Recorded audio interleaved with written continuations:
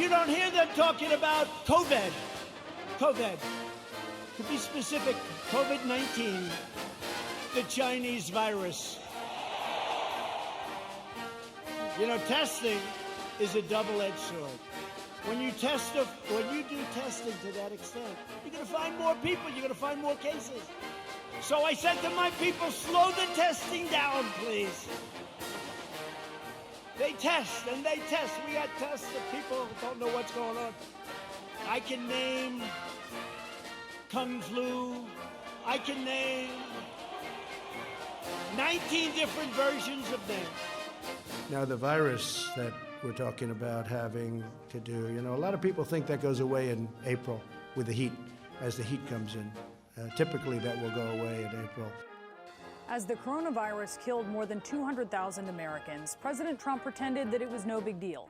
But then it landed him in the hospital on supplemental oxygen, pumped full of steroids and a cocktail of aggressive medications, grimacing while he breathed with obvious effort as he arrived home at the White House last night. That no big deal of a coronavirus showed that the White House and its inadequate precautions were just an opportunity waiting to be seized. But the president, supported by helicopter transport and the best medicine that your taxpayer dollars can buy, is still unencumbered by science or fact. And now he's trying to sell his infection as the sacrifice of a true leader. Leading people off a cliff is technically leading, but it's also stupid and deadly. He stood far away from the crowds that he wanted gathered so that he could absorb their adulation as they stood chock-a-block, talking and shouting and breathing all over one another. He's mocked masks, which the CDC calls the key weapon that we have to fight the virus. Fair, balanced, and unafraid to be dangerously ignorant. It will probably almost certainly not kill you, except when it certainly does, like it did to the more than 210,000 Americans who have died in nearly 8 months. The number of COVID deaths have surpassed the past 5 flu seasons combined.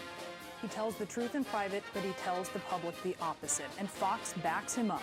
Its most prominent voices promoting a dying by COVID is okay theme, as they tell millions of their viewers, many of whom are older and more vulnerable to this virus, this.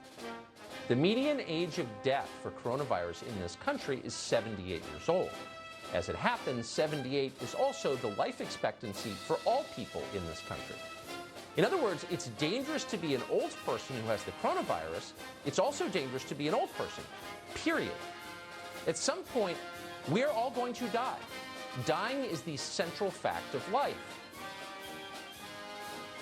It's going to disappear. One day, it's like a miracle. It will disappear.